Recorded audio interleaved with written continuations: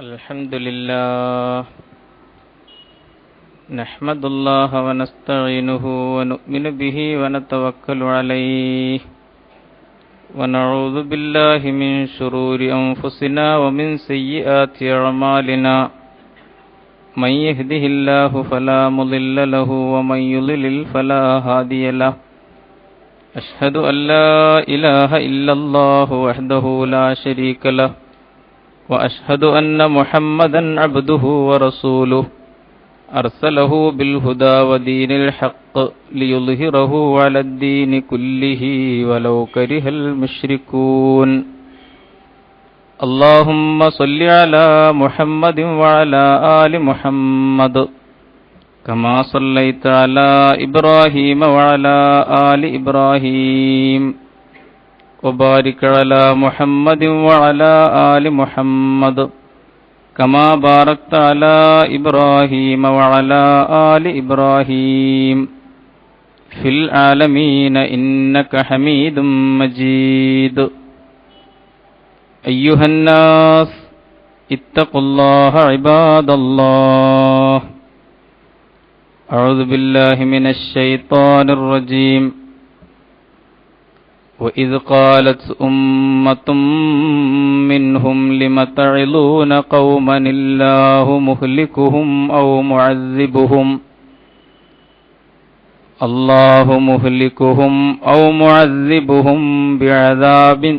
أو معذبهم عذابا شديدا قالوا معذرة إلى ربكم ولعلهم يتقون فلما نسوا ما ذكروا به أنجينا الذين ينهون عن السوء وأخذنا الذين ظلموا بعذاب بئيس بما كانوا يفسقون صدق الله العظيم إن أريد إلا الإصلاح ما استطعت وما توفيقي إلا بالله عليه توكلت وإليه أنيب رب اشرح لي صدري ويسر لي أمري واحلل عقدة من لساني يفقهوا قولي.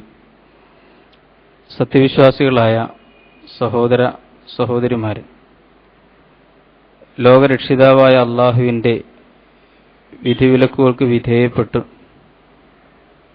യഥാർത്ഥ മുഅ്മിനുകളായി മുഅ്മിനാത്തുകളായി ജീവിച്ചു മരിക്കാൻ പരിശ്രമിക്കണമെന്ന് ആദ്യമായി വസിയ്യത്ത് ചെയ്യുന്നു, ഉത്ബോധിപ്പിക്കുന്നു. അർഹമുർ റഹീമീനായ നാഥൻ നാം ഏവരെയും തുണക്കുമാറാകട്ടെ. മുഹറത്തിൻ്റെ ഓർമ്മകളാണ് നമ്മുടെ ചർച്ച. തെക്കൻ കേരളത്തിൽ കൊല്ലം പട്ടണത്തിലെത്തിയാൽ റെയിൽവേ സ്റ്റേഷനിൽ നിന്നൊരു 100 മീറ്റർ കിഴക്ക് വശത്ത് കണ്ണനല്ലൂർ റോഡിൻ്റെ സൈഡിൽ ഒരു മൈതാനമുണ്ട്. കർബല എന്നാണ് ആ മൈതാനത്തിൻ്റെ പേര്. ഇറാഖിലെ കർബലയുടെ ഓർമ്മയാണ് ഇങ്ങകലെ കേരളത്തിലും ആ മൈതാനത്തിന് ആ പേര് വരാൻ കാരണം. കർബല എന്നത് ഇവിടെ മാത്രമല്ല എവിടെയുമുള്ള വിശ്വാസികളെ സംബന്ധിച്ചിടത്തോളം അവരുടെ ഹൃദയമധ്യത്തിലുള്ള മൈതാനമാണ്. ഒരിക്കലും മരിക്കാത്ത ഓർമ്മകൾ നമ്മുടെ മനസ്സുകളിൽ നൽകിക്കൊണ്ടിരിക്കുന്ന ഒരു മൈതാനത്തിൻ്റെ പേരാണ് കർബല. ഹിജ്റ 61 വർഷം മഹാനായ ഹുസൈൻ റളിയല്ലാഹു തആല അൻഹു അദ്ദേഹത്തിൻ്റെ കൂടെ ഉണ്ടായിരുന്ന 72 യോദ്ധാക്കളടക്കം ക്രൂരമായി കശാപ്പ് ചെയ്യപ്പെട്ട മൈതാനമാണ് ഇറാഖിലെ കർബല. ഇസ്ലാമിക ചരിത്രത്തിലെ കണ്ണുനീർ തുള്ളി എന്ന് വേണമെങ്കിൽ കർബലയെക്കുറിച്ച് പറയാം. പക്ഷേ അത് കേവലം ഒരു കണ്ണുനീർ തുള്ളിയല്ല, മറിച്ച് ചരിത്രം അതിലൂടെ ഒരുപാട് വെളിച്ചം നമുക്ക് നൽകുന്നുണ്ട് എന്നും തിരിച്ചറിയുവാൻ നമുക്ക് സാധിക്കണം. റസൂലുള്ളാഹി സ്വല്ലല്ലാഹു അലൈഹി വസല്ലം തിരുമേനി ഹുസൈൻ റളിയല്ലാഹു അൻഹുവിന്റെ വഫാത്തിനെ സംബന്ധിച്ച് ദീർഘദർശനം ചെയ്തിരുന്നു. സിഫീൻ യുദ്ധം നടക്കുന്ന സന്ദർഭത്തിൽ മഹാനായ അലി ഇബ്നു അബീ ത്വാലിബ് റളിയല്ലാഹു തആല അൻഹു ഇറാഖിലെ ഈ പ്രദേശത്തുകൂടെ കടന്നു പോകുമ്പോൾ കർബലയിലെത്തിയപ്പോൾ അദ്ദേഹം പെട്ടെന്ന് പൊട്ടിക്കരഞ്ഞ ഒരു സംഭവമുണ്ട്. അപ്പോൾ കൂടെയുള്ളവർ ചോദിച്ചു, എന്താണ് സംഭവിച്ചത്?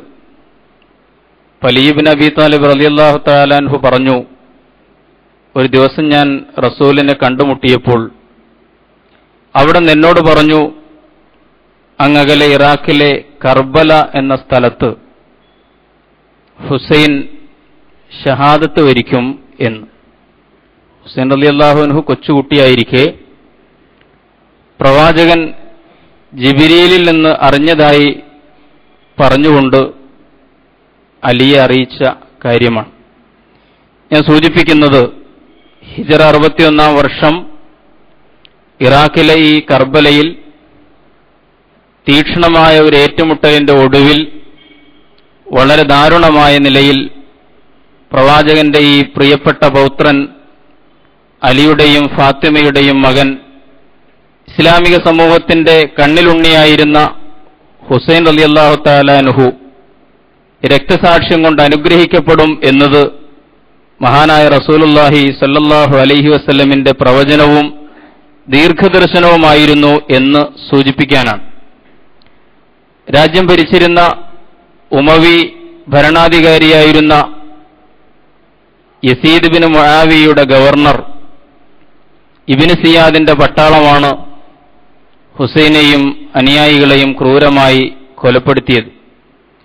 കൊലപ്പെടുത്തുക മാത്രമല്ല, ഇസ്ലാമിലെ എല്ലാ യുദ്ധനിയമങ്ങളെയും ലംഘിച്ചുകൊണ്ട് ഹുസൈൻ അടക്കമുള്ള ആളുകളുടെ തലയറുത്ത് ഇബ്നു സിയാദിന്റെ മുമ്പിൽ സമർപ്പിക്കപ്പെട്ടു എന്നാണ് ചരിത്രം പറയുന്നത്.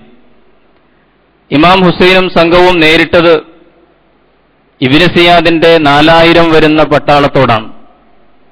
72 ആളുകളാണ് ഇപ്പുറത്തുണ്ടായിരുന്നത്. ചരിത്രത്തിൽ ഒരുപാട് അപൂർവതകളുള്ള ഒരു യുദ്ധമാണ് കർബല യുദ്ധം എന്ന് പറയുന്നത്. മഹാനായ ഇമാം ഹുസൈനും സംഘവും ഹിജറ 61 വർഷം മുഹറം 2-ാം തീയതി കർബല എന്ന് പറയുന്ന ഈ വിജനമായ മൈതാനത്തിറങ്ങുമ്പോൾ അപ്പോൾ തന്നെ അദ്ദേഹം പറഞ്ഞു, ഇതിന്റെ പേര് കർബല എന്നാണല്ലേ, കർബും ബലാവും ഇവിടെ ഉണ്ടാകും എന്നാണ് ഞാൻ വിചാരിക്കുന്നത് എന്ന്. കർബ് എന്നാൽ കഷ്ടപ്പാടാണ്, ബലാ പരീക്ഷണവും. ഇപ്പൊ കർബും ബലാവും ചേർന്ന ഒരു സ്ഥലമാണ് കർബല എന്ന് ആത്മകഥമെന്നോണം മഹാനായ ഇമാം ഹുസൈൻ റളിയല്ലാഹു തആല അൻഹു പറഞ്ഞു എന്നാണ് പറയപ്പെടുന്നത്. ഒരു സാധാരണ യുദ്ധത്തിലും സംഘട്ടനത്തിലും കാണാത്ത ഒരുപാട് അപൂർവതകളുണ്ട് ഈ സംഘട്ടനത്തിൽ. വിശദീകരിക്കാൻ സന്ദർഭമില്ല, നമ്മൾ ചില സൂചനകൾ മാത്രം നൽകുകയാണ്. ഈ അപൂർവതകൾ, ഈ അസാധാരണമായ ചിത്രങ്ങൾ ചരിത്രം ചില്ലിട്ട് വെച്ചിട്ടുണ്ട്. നമുക്കൊരുപിടി പാഠങ്ങൾ പറഞ്ഞു തരാൻ വേണ്ടി. നമ്മുടെ ജീവിതത്തിലേക്ക്, വളരെ ജീർണമായി കൊണ്ടിരിക്കുന്ന നമ്മുടെ വർത്തമാന ജീവിതങ്ങളിലേക്ക് ഒരുപാട് വെളിച്ചം പകർന്നു തരാൻ വേണ്ടി റബ്ബ് സുബ്ഹാനഹു വ തആല ഈ ചരിത്രം നമ്മുടെ മുമ്പിൽ തീർച്ചയായും ഒരുപാട് ഗ്രന്ഥങ്ങളിലൂടെ, ഒരുപാട് റിപ്പോർട്ടർമാരിലൂടെ നമ്മുടെ മുമ്പാകെ സമർപ്പിച്ചിട്ടുണ്ട് എന്ന് നമുക്കറിയാം. ഹുസൈൻ റളിയല്ലാഹു അൻഹുവിനെയും സംഘത്തെയും നമ്മൾ കാണുന്നത് ക്ഷണിക്കപ്പെട്ടു വരുന്ന ഒരു സംഘമായിട്ടാണ്. യസീദ് ബിൻ മുആവിയ മരണപ്പെട്ടപ്പോൾ അദ്ദേഹത്തിന്റെ പിൻഗാമിയായി മുആവിയ തന്നെ നിശ്ചയിച്ച് ഇസ്ലാമിന്റെ നിയമപ്രകാരമുള്ള ജനഹിതം പരിഗണിക്കാതെ നിയമിച്ച ഭരണാധികാരിയായിരുന്നു. മുആവിയയ്ക്ക് ശേഷം യഥാർത്ഥത്തിൽ ഭരണാധികാരം കൈയാളാൻ പറ്റിയ സൂക്ഷ്മതയുള്ള, അള്ളാഹുവിന്റെ മാർഗത്തിൽ കൂടുതൽ അർഹതപ്പെട്ട ആളുകൾ അവിടെ ഇല്ലാതിരുന്നതുകൊണ്ടല്ല. മഹാന്മാരായ സഹാബത്ത് ധാരാളമുണ്ടായിരുന്നു.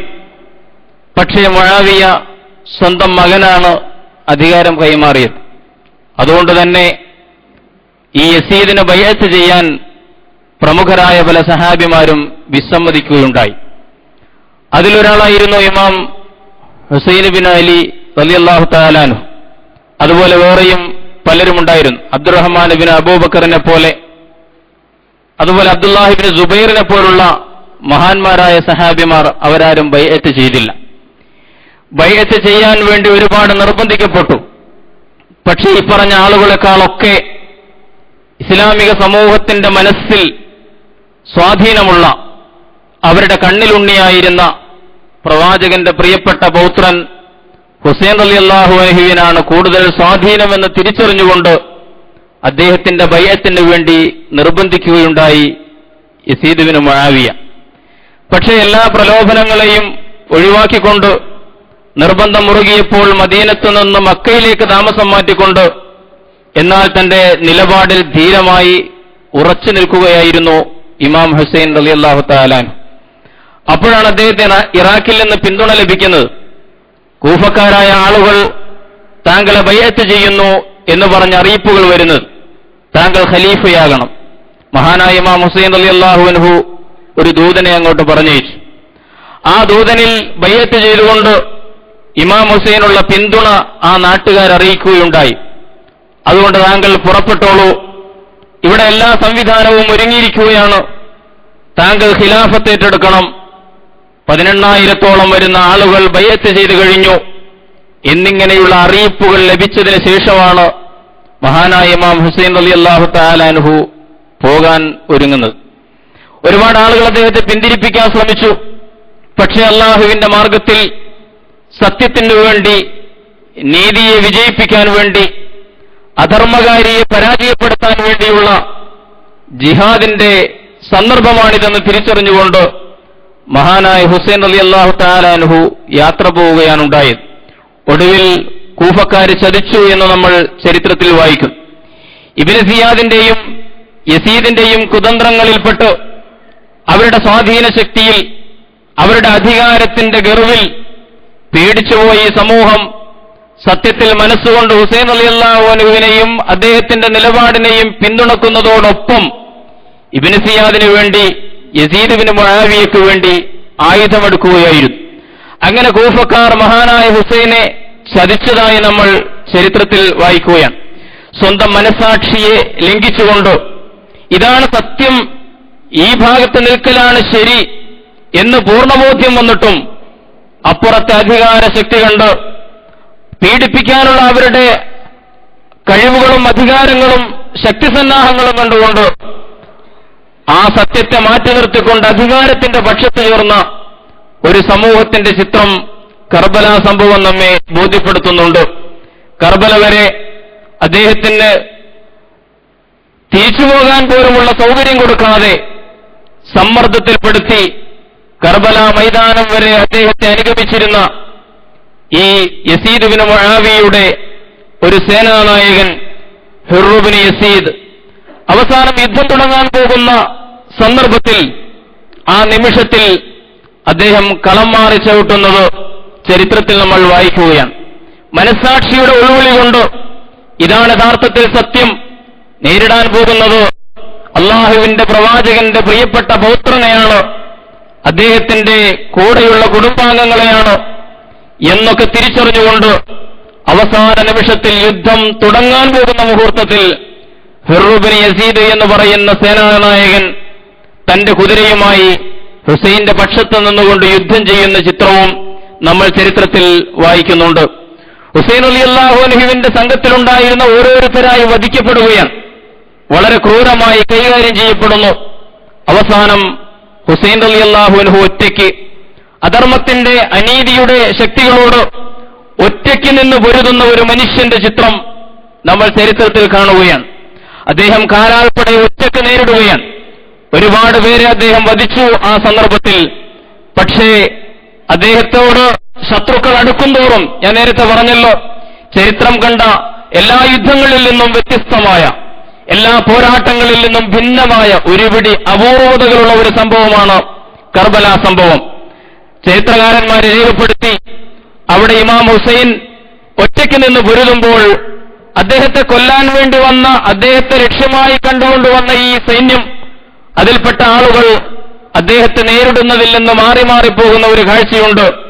അബ്ദുല്ലാഹി ഇബ്നു അമ്മാർ റിപ്പോർട്ട് ചെയ്തിട്ടുണ്ട്, ഒരാളങ്ങനെ നേരിടാൻ ചെല്ലുമ്പോൾ ഹുസൈൻ റളിയല്ലാഹു അൻഹു അയാളുടെ നേരെ തിരിയുമ്പോൾ അയാൾ അവിടെ നിന്ന് മാറിക്കളയുകയാണ്. വലത്തോട്ട് തിരിയുമ്പോൾ വലത്തു നിൽക്കുന്ന ആളുകൾ മാറിക്കളയുന്നു, ഇടത്തോട്ട് തിരിയുമ്പോൾ ഇടത്തു നിൽക്കുന്ന ആളുകൾ മാറിക്കളയുന്നു. എന്നാൽ ഈ സംഘം മുഴുവൻ അദ്ദേഹത്തെ വളഞ്ഞിട്ടുണ്ട്, നരിയെ കണ്ട ആടുകളെ പോലെ എന്നാണ് അബ്ദുല്ലാഹി ഇബ്നു അമ്മാർ ആ സംഭവത്തെ റിപ്പോർട്ട് ചെയ്യുന്നത്.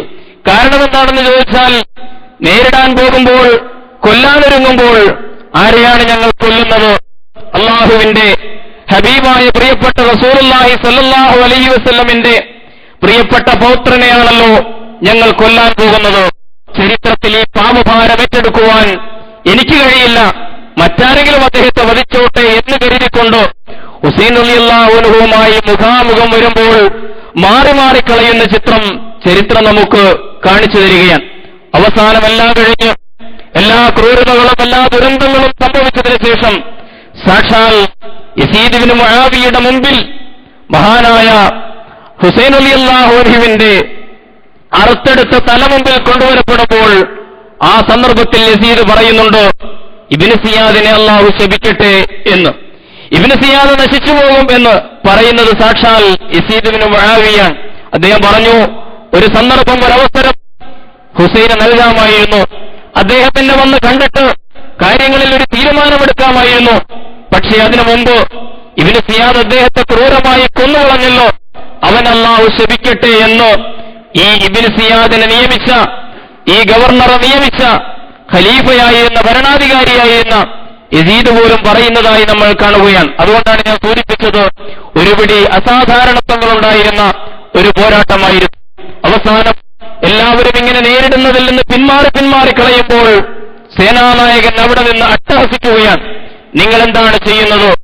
യുദ്ധക്കളത്തിൽ ആരെയാണോ ലക്ഷ്യമാക്കി വന്നത് ആ ലക്ഷ്യത്തെ മുമ്പിൽ കാണുമ്പോൾ നിങ്ങൾ മാറിക്കളയുന്നത് എന്താണ് എന്ന് ചോദിച്ച് അട്ടഹസിക്കുമ്പോൾ അവസാനം സിനാൻ ഇബ്നു അനസ് നഖഈ എന്ന് പറയുന്ന ഒരാൾ കുതിരപ്പുറത്തിരുന്നുകൊണ്ട് ഒരു കുന്തമെറിയുകയാണ്. അങ്ങനെ ഇമാം ഹുസൈൻ റളിയല്ലാഹു തആല അൻഹു നിലത്ത് വീഴുന്നു. കുതിരപ്പുറത്തിരുന്ന് കുന്തമെറിഞ്ഞവൻ വിളിച്ചു പറഞ്ഞു, ഇതാ ഹുസൈൻ വീണിരിക്കുന്നു, അവന്റെ തലയറുത്തു മാറ്റുക എന്ന് പറയുകയാണ്. അപ്പോഴും സേനാനായകനെ അനുസരിക്കാൻ കൂടെയുള്ളവർ സന്നദ്ധമല്ല, ആരുടെ തലയാണ് അറുക്കേണ്ടത് അവർ മാറിക്കളയുകയാണ്. അവസാനം സിനാൻ ഇബ്നു അനസ് തന്നെ നിലത്തിറങ്ങിക്കൊണ്ട് ക്രൂരമായി ഇമാം ഹുസൈൻ റളിയല്ലാഹു തആല അൻഹുവിന്റെ തലയറുത്ത കഥ ചരിത്രം നമുക്ക് കാണിച്ചു തരുന്നു. പ്രിയമുള്ളവരെ, 72 ആളുകളുടെയും ശിരസ് വളർത്തുകൊണ്ട് രക്തദാഹിയായ ഇബ്നു സിയാദിന്റെ മുമ്പിൽ സമർപ്പിക്കുകയാണ്. ഒരിക്കലും സംഭവിക്കരുത് എന്ന് ഇസ്ലാമിക സമൂഹം ആഗ്രഹിച്ചിരുന്ന ആ സംഭവം ഏറ്റവും ദാരുണമായി, ഏറ്റവും വലിയ ദുരന്തം അവിടെ സംഭവിക്കുകയായിരുന്നു. ഇമാം ഹുസൈൻ റളിയല്ലാഹു തആല അൻഹു അടക്കമുള്ള ആളുകളുടെ 72 തലകൾ രക്തദാഹിയായ ഇബ്നു സിയാദിന്റെ മുമ്പിൽ സമർപ്പിക്കപ്പെട്ട രംഗം ചരിത്രം രേഖപ്പെടുത്തിയിട്ടുണ്ട്. അപ്പോൾ വളരെ അട്ടഹസിച്ചുകൊണ്ട് സന്തോഷത്തോടുകൂടിയിരിക്കുന്ന ഇബ്നു സിയാദ് എന്ന് പറയുന്ന ഒരു സേനാനായകൻ അയാളുടെ കയ്യിലുണ്ടായിരുന്ന വടികൊണ്ട് ഇമാം ഹുസൈൻ റളിയല്ലാഹു തആല അൻഹു, സങ്കൽപ്പിക്കാൻ നമുക്ക് സാധ്യമല്ല, ആ പ്രവാചകന്റെ പ്രിയപ്പെട്ട പൗത്രന്റെ അറുത്തുമാറ്റപ്പെട്ട തലയുടെ ആ ചുണ്ടുകളിൽ ഇദ്ദേഹം വടികൊണ്ട് കുത്തി രസിക്കുന്ന ഒരു രംഗമുണ്ട്. സദസ്സിലുണ്ടായിരുന്ന വൃദ്ധനായിരുന്ന ഒരു സഹാബി സെയ്ദ് ഇബ്നു അർഖം റളിയല്ലാഹു തആല അൻഹു, വയോവൃദ്ധനായിരുന്ന ആ മനുഷ്യൻ ചാടി എഴുന്നേറ്റുകൊണ്ട് പ്രതികരിക്കുന്ന ഒരു രംഗമുണ്ട്. എന്താണ് അള്ളാഹുവിന്റെ ശത്രു നീ കാണിക്കുന്നത്? ആരുടെ ചുണ്ടിലാണ് നീ വടികൊണ്ട് കുത്തി രസിക്കുന്നതെന്നറിയുമോ? അള്ളാഹുവിന്റെ പ്രിയപ്പെട്ട ഹബീബായ റസൂൽ സ്വല്ലല്ലാഹു അലൈഹി വസല്ലം തിരുമേനി ആ ചുണ്ടുകളിൽ എത്രയോ തവണ ചുംബനമർപ്പിക്കുന്നത് ഞാൻ കണ്ടിട്ടുണ്ട്. നീ ആരെയാണ് ഇങ്ങനെ ദ്രോഹിക്കുന്നത് എന്ന് ചോദിച്ചുകൊണ്ട് നിങ്ങൾ മർജാനയുടെ മകനെ അധികാരമേൽപ്പിക്കുകയും ഫാത്തിമയുടെ മകനെ കൊന്നുകളയുകയും ചെയ്തിട്ട് അറബികളെ നിങ്ങൾ അടിമത്തം വരിക്കുകയാണ് ചെയ്യുന്നത്, നിങ്ങൾ അല്ലാഹു ശിക്ഷിക്കുമാറാകട്ടെ, നിങ്ങൾ നശിക്കുമെന്ന് പറഞ്ഞുകൊണ്ട് സെയ്ദ് ഇബ്നു അർഖം റളിയല്ലാഹു തആല അൻഹു ആ സദസ്സിൽ നിന്ന് ഇറങ്ങിപ്പോകുന്ന ഒരു ചിത്രമുണ്ട്. പ്രിയമുള്ളവരെ, മുസ്ലിം സമൂഹത്തെ സംബന്ധിച്ചിടത്തോളം സങ്കല്പിക്കാനാവാത്തതായിരുന്നു ആ ദുരന്തം എന്ന് നമ്മൾ തിരിച്ചറിയുന്നു. ആ സഹാബിയോട് ഇദ്ദേഹത്തിന്റെ മറുപടിയുണ്ട്.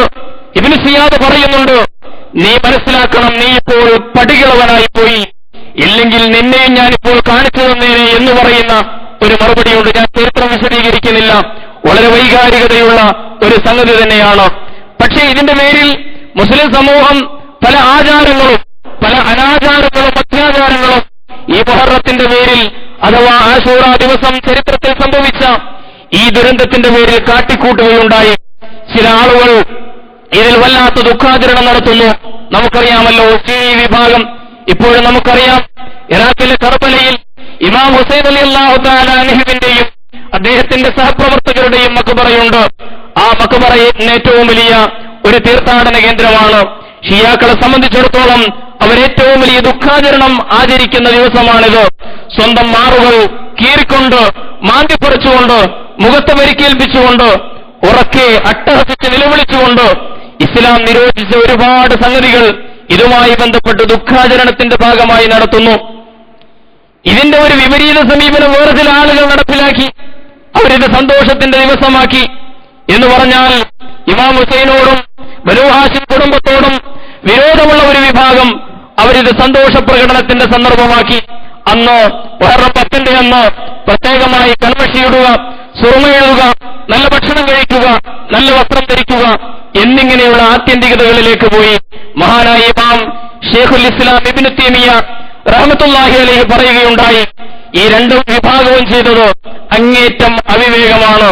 അല്ലാഹു സുബ്ഹാനഹു വ തആല കൽപ്പിച്ചിട്ടില്ലാത്ത കാര്യങ്ങൾ മുഹറം 10 പേരിൽ അവർ നടപ്പിലാക്കുകയാണ് ചെയ്യുന്നത്. രണ്ട് വിഭാഗവും സുന്നത്തിൽ നിന്ന് വ്യതിചലിക്കുകയാണ് ചെയ്തത്.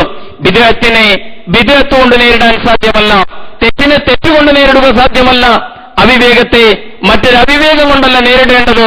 അതുകൊണ്ട് രണ്ട് വിഭാഗവും യഥാർത്ഥത്തിൽ പ്രമാണങ്ങളിലേക്ക് മടങ്ങുകയാണ് ചെയ്യേണ്ടത് എന്ന് ഇമാം ഷെയ്ഖുൽ ഇസ്ലാം ഇബ്നു തൈമിയ്യ റഹ്മത്തുള്ളാഹി അലൈഹി പറയുകയുണ്ടായി. ഞാൻ ചരിത്രം വിശദീകരിക്കുന്നില്ല. പറഞ്ഞു വന്നതിന്റെ ചുരുക്കം എന്താണ് യഥാർത്ഥത്തിൽ കർബല സംഭവത്തിന്റെ മർമ്മം എന്ന് നമ്മൾ തിരിച്ചറിയേണ്ടതുണ്ട്. ഇത് തോറ്റവൻ ജയിച്ച യുദ്ധമാണ്, അല്ലെങ്കിൽ ജയിച്ചവൻ തോറ്റ യുദ്ധമാണ് എന്ന് വേണമെങ്കിൽ നമുക്ക് പറയാം. കാരണം ഭൗതികമായ അർത്ഥത്തിൽ വിജയത്തിൽ അട്ടഹാസം ചരിത്രത്തിൽ കേൾപ്പിച്ചത് സാക്ഷാൽ ഇബ്നു സിയാദും അതുപോലെ യസീദ് ഇബ്നു മുആവിയയാണെങ്കിലും ചരിത്രത്തിൽ അവർ ഏറ്റവും നീചരും നികൃഷ്ടരുമായിട്ടാണ് വിലയിരുത്തപ്പെടുന്നത് എന്ന് നമുക്കറിയാം. അവിടെ പരാജയപ്പെട്ട ആരുടെ തലയാണോ അർത്ഥമാറ്റപ്പെട്ടത്, ആരാണോ അവിടെ അപമാനിക്കപ്പെട്ടത്, ആരാണോ അവിടെ പരാജയപ്പെടുത്തപ്പെട്ടത്, ആ ഇമാം ഹുസൈൻ റളിയല്ലാഹു തആല അൻഹുവാണ് ഇന്നും ജനകോടികളുടെ ഹൃദയങ്ങളിൽ ജീവിക്കുന്നത് എന്ന് നമുക്കറിയാം. എന്തിനു വേണ്ടിയാണ് ഹുസൈൻ റളിയല്ലാഹു അൻഹു ഷഹാദത്ത് വരിച്ചത്? എന്തിനു വേണ്ടിയാണ് അദ്ദേഹം എല്ലാവരും ഉപദേശിച്ചിട്ടും പരിഗണിക്കാതെ ഈ മാർഗത്തിൽ ഇറങ്ങിപ്പുറപ്പെട്ടത്? തോറ്റുപോകുമെന്നറിയാമായിരുന്ന ഒരു യുദ്ധത്തിൽ എന്തിനാണ് അദ്ദേഹം ഏർപ്പെട്ടത് എന്ന് നമ്മൾ അറിയേണ്ടതുണ്ട്. യസീദിന്റെ മുമ്പിൽ കീഴടങ്ങിക്കൊടുത്തിരുന്നുവെങ്കിൽ, അവന് ബൈഅത്ത് ചെയ്തിരുന്നുവെങ്കിൽ, അവൻ അനുസരണ പ്രതിജ്ഞ എടുത്തിരുന്നുവെങ്കിൽ, വേണമെങ്കിൽ അദ്ദേഹത്തിന് തന്നെയും തന്റെ സഹപ്രവർത്തകന്മാരെയും തന്റെ കുടുംബത്തെയും രക്ഷിക്കാമായിരുന്നല്ലോ. എന്തുകൊണ്ടാണ് ഇമാം ഹുസൈൻ അതിനെ മുതിരാതിരുന്നത് എന്ന് വളരെ ഗൗരവത്തിൽ നമ്മൾ തിരിച്ചറിയേണ്ടതുണ്ട്. ഇമാം ഹുസൈനെ സംബന്ധിച്ചിടത്തോളം നമുക്കറിയാമല്ലോ, പ്രവാചകന്റെ പ്രിയപ്പെട്ട പുത്രനാണ്. അദ്ദേഹം ഒരിക്കലും സ്ഥാനമാനങ്ങൾ ആഗ്രഹിച്ചവനായിരുന്നില്ല, ഖലീഫയാകണം എന്ന് കൊതിച്ചവനായിരുന്നില്ല. പക്ഷേ അള്ളാഹുവിന്റെ റസൂൽ വളർത്തിയെടുത്ത ഒരു സാമൂഹ്യ സംവിധാനം അഥവാ ഇസ്ലാമിന്റെ ഖിലാഫത്തുൻ അലാ മിൻഹാജിൻ നുബുവ, പ്രവാചകന്റെ നുബുവത്തിന്റെ മാതൃകയിലുള്ള ഒരു ഭരണ സംവിധാനം, ആ മഹത്തായ ഭരണ സംവിധാനം രാജവാഴ്ചയിലേക്ക് അധപ്പതിച്ചുകൊണ്ടിരിക്കുമ്പോൾ അതിന് തുടക്കം കുറിക്കപ്പെട്ട ഒരു ചരിത്ര സന്ദർഭത്തിലാണ് അതിനെതിരായി ശബ്ദിക്കേണ്ടത്, അതിനെതിരായി പൊരുതേണ്ടത് എന്റെ ബാധ്യതയാണെന്ന് തിരിച്ചറിഞ്ഞുകൊണ്ടാണ് മഹാനായ ഇമാം ഹുസൈൻ റളിയല്ലാഹു തആല അൻഹു സാഹസികമായി, വേണമെങ്കിൽ നമുക്ക് പറയാം ആത്മഹത്യാപരമായി, കാരണം 72 ആളുകളാണ് 4000 വരുന്ന ഏറ്റവും ക്രൂരന്മാരായ ഇബ്നു സിയാദിന്റെ പട്ടാളത്തോട് ഏറ്റുമുട്ടുന്നത്. പക്ഷേ ഇത് തന്റെ ചരിത്ര ദൗത്യമാണ് എന്ന് അദ്ദേഹം തിരിച്ചറിഞ്ഞിരുന്നു. രാജവാഴ്ചയിലേക്ക് ഖിലാഫത്ത് അതപ്പതിക്കുകയായിരുന്നു. നമുക്കറിയാമല്ലോ, അബൂബക്കർ സിദ്ദീഖ് മുതൽ അലി ഇബ്നു അബീ ത്വാലിബ് റളിയല്ലാഹു തആല അൻഹു വരെ 4 ഖലീഫമാർ അവരായിരുന്നു സച്ചരിതരായ ഖലീഫമാർ. പ്രവാചകൻ കാണിച്ചു കൊടുത്ത അതേ മാതൃകയിൽ സമൂഹത്തെ നയിച്ച ഭരണാധികാരികളായിരുന്നു അവർ.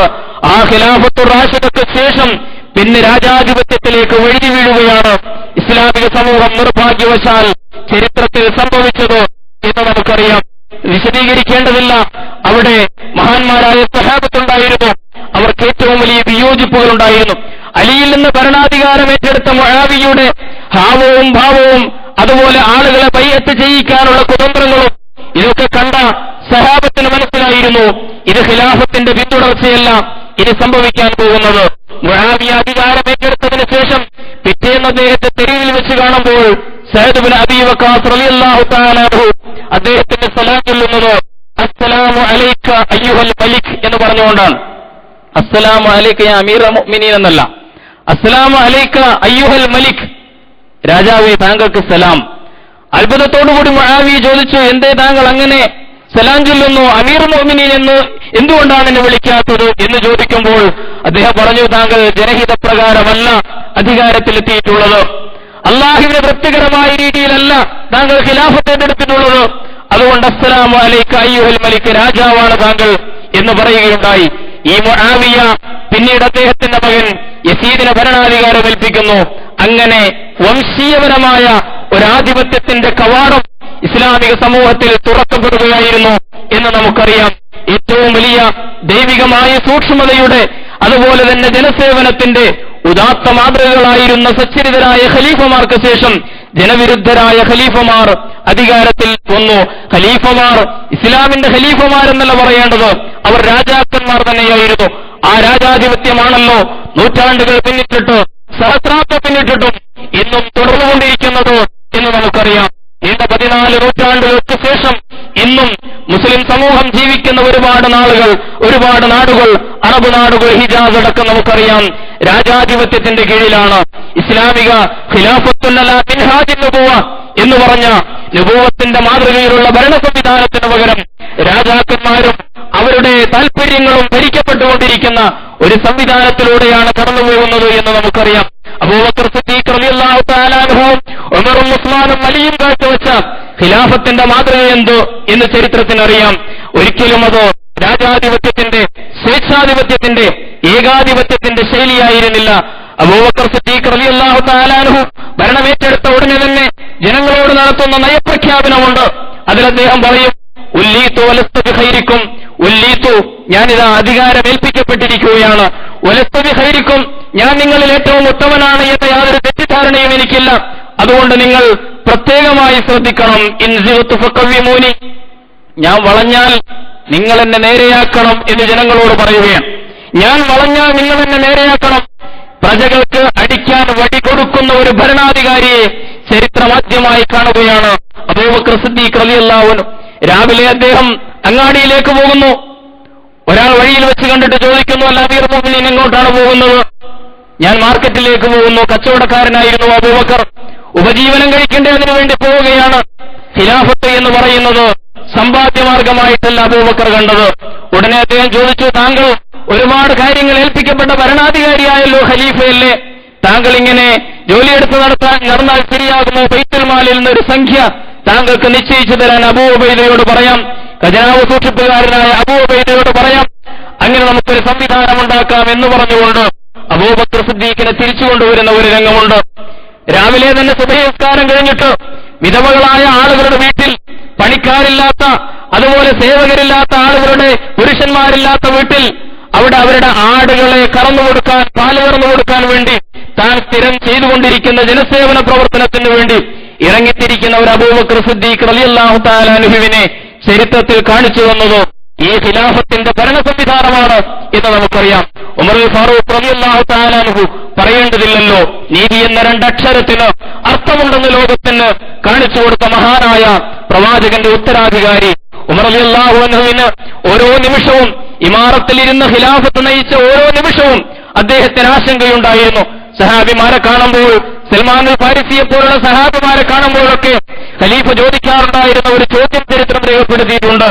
അല്ല സൽമാൻ, എന്റെ പ്രവർത്തനങ്ങൾ താങ്കൾ നിരീക്ഷിക്കുന്നില്ലേ? ഞാനൊരു രാജാവിനെ പോലെയാണോ? ഞാനൊരു ഖലീഫയെ പോലെയാണോ? താങ്കൾ എനിക്ക് പറഞ്ഞു തരണം എന്ന് പറയുന്ന ഒരു ഖലീഫയെ നമ്മൾ കാണുകയാണ്. മുതലിൽ നിന്ന് ഓടിപ്പോയ ഒട്ടകത്തെ പിടിക്കാൻ വേണ്ടി പട്ടാപ്പകൽ ഉച്ചനേരത്ത് ഓടി നടക്കുന്ന ബേജാറ് കാണിക്കുന്ന ഒരു ഖലീഫയെ നമ്മൾ കാണുകയാണ്. അതുപോലെ പ്രസവമാവ് അനുഭവിക്കുന്ന ഒരു പെണ്ണിന് സേവനമർപ്പിക്കുവാൻ വേണ്ടി സ്വന്തം ഭാര്യയെ വീട്ടിൽ നിന്ന് കൊണ്ടുപോയി സേവനമർപ്പിക്കുന്ന ഒരു ഖലീഫയെ നമ്മൾ കാണുകയാണ്. ആ ഉമർ അൽ ഫാറൂഖ് റളിയല്ലാഹു അൻഹു കാണിച്ച ഖിലാഫത്തിന്റെ മാതൃക, ഉസ്മാൻ റളിയല്ലാഹു തആല അൻഹു കാണിച്ച ഖിലാഫത്തിന്റെ മാതൃക, അലി ഇബ്നു അബീ ത്വാലിബ് റളിയല്ലാഹു തആല അൻഹു പറയേണ്ടതില്ലല്ലോ, കണ്ടം വെച്ച വോട്ടുമായി നടന്നിരുന്ന ഒരു ഖലീഫയായിരുന്നു.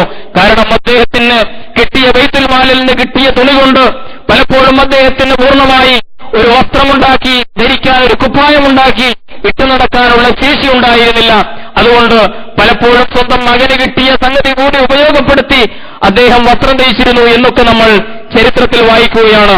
ഇങ്ങനെയുള്ള ഖിലാഫത്തുർ റാഷിദയുടെ ചരിത്ര സംവിധാനം, ആ ചരിത്രത്തിൽ നിന്ന് നമ്മൾ തിരിച്ചറിയുന്നു മനുഷ്യന് ഏറ്റവും ഉപകാരപ്പെടുന്ന ദൈവഹിതവും ജനഹിതവും നടപ്പിലാകുന്ന ഈ സാമൂഹ്യ ഭരണ സംവിധാനം, അതിൽ നിന്ന് രാജാധിപത്യത്തിലേക്കുള്ള വീഴ്ചയായിരുന്നു മുആവിയ ഖലീഫയായതോടുകൂടി, അല്ലെങ്കിൽ യസീദ് ഖലീഫയായതോടുകൂടി സംഭവിച്ചത്.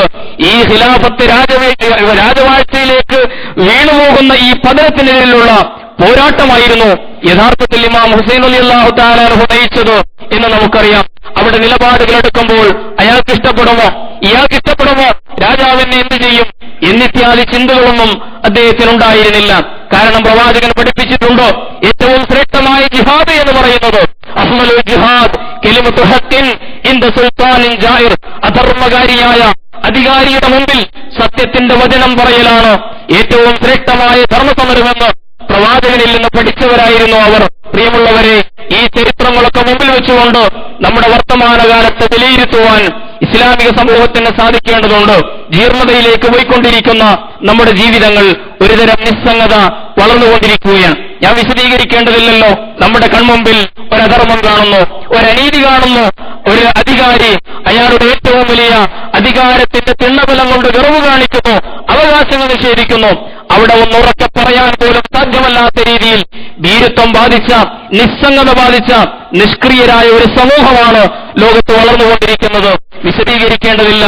ഇവിടെ കർബല സംഭവം ഏറ്റവും വലിയ പ്രചോദനമാണ്. സത്യത്തിന്റെ മാർഗത്തിൽ മനസ്സാക്ഷിയുടെ വിളികേട്ട് ഒരുപക്ഷെ എന്റെ പിന്നാലെ എന്റെ നിഴലല്ലാതെ മറ്റാരുമില്ലെന്ന് ബോധ്യം വരുന്ന ഒരു സന്ദർഭത്തിലും ഞാൻ ഒറ്റയ്ക്ക് നിന്ന് പൊരുതുമെന്ന ധീരമായ ഇസ്തിഖാമത്തോടുകൂടി സത്യത്തിന്റെ മാർഗത്തിൽ പൊരുതാൻ കഴിയുന്ന ഇമാം ഹുസൈന്റെ ചങ്കുറപ്പുള്ള, ധീരതയുള്ള, അള്ളാഹുവിനെ സൂക്ഷിക്കുന്ന ആളുകളെ കാലം ആവശ്യപ്പെടുന്നുണ്ട്, ചരിത്രം ആവശ്യപ്പെടുന്നുണ്ട്. പക്ഷേ പലപ്പോഴും നിസ്സംഗരായി ഒന്നും കണ്ടില്ലെന്ന് നടിച്ച്, ഉറക്കം നടിച്ച്, നമ്മുടെ പ്രായോഗികമായ ജീവിതത്തിന്റെ സൗകര്യങ്ങളെക്കുറിച്ചുള്ള വേവലാതികൾ കൊണ്ട് മാത്രം നമ്മൾ മുമ്പോട്ട് പോയിക്കൊണ്ടിരിക്കുകയാണ്. വിശുദ്ധ ഖുർആൻ ഒരു ആയത്ത് നമ്മുടെ മുമ്പാകെ ഒരു ചരിത്രം പറഞ്ഞുകൊണ്ട് ചൂണ്ടിക്കാണിച്ചിട്ടുണ്ട്. സൂറത്തുൽ അറാഫിൽ ഞാൻ ആമുഖമായി പാരായണം ചെയ്ത ആ ആയത്തുകൾ ഇസ്രായേൽ സമൂഹത്തിൽ സംഭവിച്ച ഒരു സംഭവത്തെ, അല്ലെങ്കിൽ അവരെ അല്ലാഹു ശിക്ഷിച്ചതിനെ കുറിച്ച് പറയുന്ന ചില സൂക്തങ്ങളാണ്. നമ്മൾ പലപ്പോഴും കേട്ടിട്ടുണ്ട്. അവിടെ സാബത്ത് ദിവസം അല്ലാഹു നിശ്ചയിച്ചു, അന്ന് മീൻ പിടിക്കരുത് എന്ന് പറഞ്ഞു. പക്ഷേ ഈ സമൂഹം അല്ലാഹുവിനെ മറികടക്കാൻ വേണ്ടി കൗശലം പ്രയോഗിക്കുന്നു. അന്നേ ദിവസം മീൻ പിടിക്കാതിരിക്കുകയും അന്ന് ചിറകെട്ടി നിർത്തുകയും വേറൊരു ദിവസം പോയിട്ട് മീൻ പിടിച്ചുകൊണ്ട് അല്ലാഹുവിന്റെ നിയമത്തെ മറികടക്കാൻ കൗശലം കാണിക്കുകയും ചെയ്ത ഇസ്രായേലി സമൂഹം, ഭൗതിക പ്രമത്തതയുടെ ആ സമൂഹത്തെ അള്ളാഹു ശിക്ഷിച്ചുകൊണ്ട് കൈകാര്യം ചെയ്തു എന്ന് വിശുദ്ധ ഖുർആൻ പറയുന്നു. വിശദീകരിക്കുന്നില്ല. അവിടെ 3 വിഭാഗമുണ്ടായിരുന്നു എന്ന് മുഫസ്സിറുകൾ രേഖപ്പെടുത്തിയിട്ടുണ്ട്. ചില ആളുകൾ പൂർണ്ണമായും സത്യത്തിന്റെ മാർഗത്തിൽ ഉറച്ചു നിന്നു. അവിടെ അധർമ്മം കാണിക്കാൻ ഇറങ്ങി പുറപ്പെട്ട ആളുകളെ താക്കീത് ചെയ്യുകയും അവരെ അതിൽ നിന്ന് പിന്തിരിപ്പിക്കാൻ ശ്രമിക്കുകയും ചെയ്തു ആ വിഭാഗം. വേറൊരു വിഭാഗം പറഞ്ഞു, എന്തിനാണ് നമ്മൾ ഈ നശിക്കാൻ പോകുന്ന ആളുകളെ ഉപദേശിക്കുന്നത്? ലിമത്തഅലൂന ഖൗമൻ അല്ലാഹു മുഹ്ലിക്കുഹും വ മുഅദിബുഹും, അല്ലാഹു ശിക്ഷിക്കാൻ പോകുന്ന, അല്ലാഹു നശിപ്പിക്കാൻ പോകുന്ന ഒരു വിഭാഗത്തെ നമ്മൾ എന്തിനാണ് അവരെ തടയാൻ ശ്രമിക്കുന്നത്? അവർ നശിച്ചോട്ടെ, നമുക്ക് നമ്മുടെ ജീവിതം, നമ്മുടെ കുടുംബം, നമ്മുടെ കാര്യം എന്തിനാ അപ്പുറത്തേക്ക് നമ്മൾ നോക്കുന്നത്? അയൽക്കാരിലേക്ക് നമ്മൾ നോക്കുന്നത്? റോഡിൽ നടന്ന ആക്സിഡന്റിൽ എന്തിനാണ് നമ്മൾ ശ്രദ്ധിച്ചവിടെ നിൽക്കുന്നത്? പിന്നെ അതിന്റെ പിന്നാലെ തോന്നേണ്ടി വരുമല്ലോ നമുക്ക് നമ്മുടെ കാര്യം എന്ന് പറഞ്ഞുകൊണ്ട് നിസ്സംഗരായി പിന്മാറിപ്പോ പോകുന്ന ഒരു സമൂഹം, അങ്ങനെ ഒരു വിഭാഗമുണ്ടായിരുന്നു. മൂന്നാമത് തെറ്റ് ചെയ്ത വിഭാഗം. അപ്പോൾ ഒന്ന് തെറ്റ് ചെയ്ത വിഭാഗം, രണ്ട് തെറ്റ് ചെയ്യാതിരുന്ന, തെറ്റ് ചെയ്തവരെ പിന്തിരിപ്പിക്കാൻ ശ്രമിച്ച സമൂഹം, മൂന്നാമത്തേത് തെറ്റ് ചെയ്യുന്നവർ ചെയ്യോട്ടെ, ചെയ്യാതിരിക്കുന്നവർ ചെയ്യണ്ട, നമ്മളതിലൊന്നും ഇടപെടണ്ട എന്ന് കരുതിയിട്ട് മാറി നിന്ന നിസ്സംഗരായ നിഷ്ക്രിയരായ വിഭാഗം. വിശുദ്ധ ഖുർആനിൽ അല്ലാഹു പറഞ്ഞു, ആ നിഷ്ക്രിയരായി നിന്ന സമൂഹവും അള്ളാഹുവിന്റെ ശിക്ഷയ്ക്ക് വിധേയരായി എന്ന് വിശുദ്ധ ഖുർആൻ പറയുകയാണ്. ഫലമ്മാ നസൂ മാ ദുക്കിറൂ ബിഹി അൻജയ്നല്ലദീന യൻഹൂന അനിസ്സൂ, തെറ്റിൽ നിന്ന് പിന്തിരിപ്പിക്കാൻ ശ്രമിച്ചവരെ നാം രക്ഷിച്ചു. വഅഖദനല്ലദീന ളലമൂ, അതേസമയം അക്രമം കാണിച്ച ഈ വിഭാഗം, നിസ്സംഗരായി നിന്ന വിഭാഗം, ബിഅദാബിൻ ബഈസ്, അവരെ ഘോരമായി കഠിനമായിട്ട് അള്ളാഹു ശിക്ഷിച്ചു എന്ന് വിശുദ്ധ ഖുർആൻ പറയുകയാണ്. തെറ്റ് ചെയ്ത വിഭാഗത്തെയോ അഥവാ അള്ളാഹുവിന്റെ കൽപ്പനകളെ പരസ്യമായിട്ട് ലംഘിച്ച വിഭാഗത്തെയോ അള്ളാഹു കുരങ്ങുകളാക്കി അവരെ ശിക്ഷിച്ചു കളഞ്ഞു എന്നും വിശുദ്ധ ഖുർആൻ പറയുന്നു. വളരെ ഗൗരവത്തിൽ നമുക്ക് ഈ യാഥാർത്ഥ്യങ്ങൾ മുമ്പിൽ വെച്ചുകൊണ്ട് നമ്മുടെ ജീവിതങ്ങളെ ഇസ്ലാമിക സമൂഹത്തിന് വിലയിരുത്തുവാൻ സാധിക്കേണ്ടതുണ്ട്. ഹുസൈൻ റളിയല്ലാഹു തആല അൻഹുവും കർബലയും നമ്മുടെ ജീർണത നിറഞ്ഞ, ധീരത്വം നിറഞ്ഞ നമ്മുടെ ജീവിതത്തിലേക്ക് ധീരതയുടെയും ഈമാനിന്റെയും തൗഹീദിന്റെ മാർഗത്തിലുള്ള ജീവിതത്തിന്റെയും മഹത്തായ ഊർജ്ജമാണ് പ്രസരിപ്പിക്കുന്നത്. ആ ഊർജ്ജപ്രവാഹം നമ്മുടെ ജീവിതത്തിൽ നിറയുമ്പോൾ നമ്മുടെ ജീർണതകളിൽ നിന്ന് മാറി നിൽക്കുവാൻ, അള്ളാഹുവിന്റെ മാർഗത്തിൽ, ശരിയുടെ മാർഗത്തിൽ, സത്യത്തിന്റെയും നീതിയുടെയും വഴിയിൽ മുമ്പോട്ട് പോകുവാൻ, ധൈര്യത്തോടുകൂടി മുമ്പോട്ട് പോകുവാൻ ഇസ്ലാമിക സമൂഹത്തിന് സാധിക്കും. അതിനുള്ള പ്രചോദനമാണ് യഥാർത്ഥത്തിൽ മുഹറം നൽകുന്ന ഈ മഹത്തായ കർബലയെ സംബന്ധിച്ചുള്ള ഓർമ്മ. കാര്യങ്ങൾ ശരിയായി മനസ്സിലാക്കാൻ റബ്ബ് സുബ്ഹാനഹു വ തആല നമുക്ക് തൗഫീഖ് നൽകി അനുഗ്രഹിക്കുമാറാകട്ടെ.